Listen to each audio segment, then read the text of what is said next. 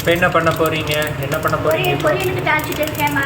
என்ன பொரியல்? விட்டு கடுகு போட்டு ஒரு பிஞ்சு சீரகம் போட்டு உளுத்தம் பருப்பும் கடலை பருப்பும் போட்டிருக்கேன். ஓகே, அதெல்லாம் ஓகே. என்ன பொரியல் பண்ண? பொரியலா? பீன்ஸ் பொரியல்மா. கொஞ்சமாக வேக வச்சு வச்சுருக்கேன். ஓகே. அப்புறமா பீன்ஸ் பொரியல் என்ன ஸ்பெஷல்? என்ன இது போட்டு பண்ணுறேன், பருப்பு போட்டு. அதுக்கு தனியாக ஏதோ பேர் இருக்கா? பருப்பு ஊசி சொல்லலாம்.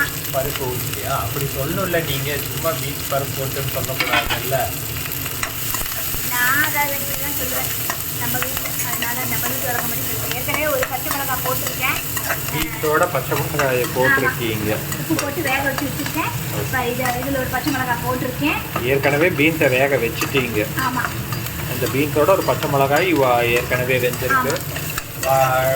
கல்லையும் ஒரு பச்சை மிளகா வெந்திருக்கு. வதங்கிட்டு இருக்கு. வதங்கிட்டு. இப்போ நம்ம பண்ண போகிறது பீன்ஸ் பருப்பு ஊசி. ஏன்னா நீங்கள் இப்படியெல்லாம் சொன்னால் தானே அவங்களும் கொஞ்சம் இன்ட்ரெஸ்டாக பார்ப்பாங்க.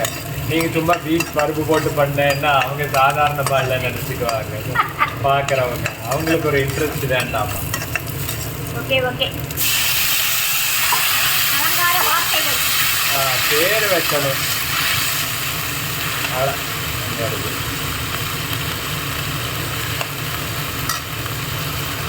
இது என்ன பண்ண? துவரம் பருப்பும் பைத்தம் பருப்பும் போட்டு வேக வச்சிருக்கேம்மா. துவரம் பருப்பும் பைத்தம் பருப்பும். ஆமாம். இப்போ நம்ம பார்க்கறது ஈஸியாக பண்ணுறோம் பீன்ஸ் பருப்பு ஊசலி.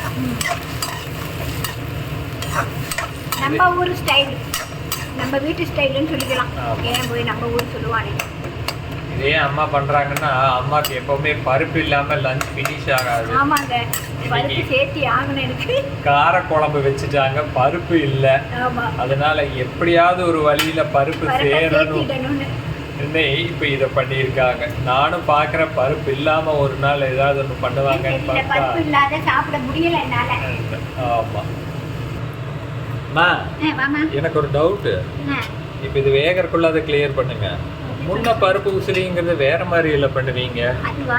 அதே பருப்பை வேக வச்சு ஆவியில் ஒரு இது வேக வச்சுட்டோம். அதை ஒரு வணக்கிட்டு அப்புறம் கலக்குவாங்க. நான் இப்படி பண்ணியிருக்கேன். இதை நம்ம சாதத்துலேயும் பிசைஞ்சு சாப்பிடலாம். நிறைய வகை இருக்குமா, அதில் இதுவும் ஒரு வகை. நான் அவசர சமையல் இன்னைக்கு சொல்லிட்டேனே.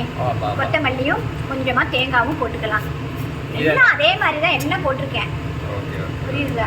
அப்புறம் இது அன்னைக்கு நீங்க பண்ணதை அரைச்சு விட்டதுனால இந்த வரமிளகாய் ரெட் கலரா தெரிஞ்சது இல்லையா? இன்னைக்கு வரமிளகாய் எல்லாம் போடல, பச்சை மிளகாய் போட்டு. இது இந்த பருப்பு ஊசிலேயே நம்ம சாதத்துல பிணைஞ்சு சாப்பிடலாம். தொட்டு சாப்பிடும்போது ரசத்துக்கு குழம்புக்கெல்லாம் ரொம்ப சூப்பரா இருக்குமா. தயிருக்கும் ரொம்ப சூப்பரா இருக்கும். கண்டிப்பா இதே மாதிரி உங்க வீட்லயும் பருப்பு ஊசிலிய செஞ்சு பாருங்க.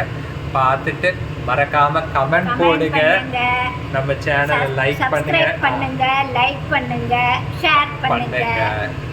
ஓகே, இனி அரிசி வச்சு நாங்க சாப்பிட போறோம். சுட சுட பீன்ஸ் பருப்பு ஊசிலி ரெடி இல்லையாம்மா? ஆமாம்மா. ஓ குட். இப்போ அடுத்து நீங்க பண்ண போறது அரிசி வேக போறது. ஆமா, சாதம் வைக்க போறேன்.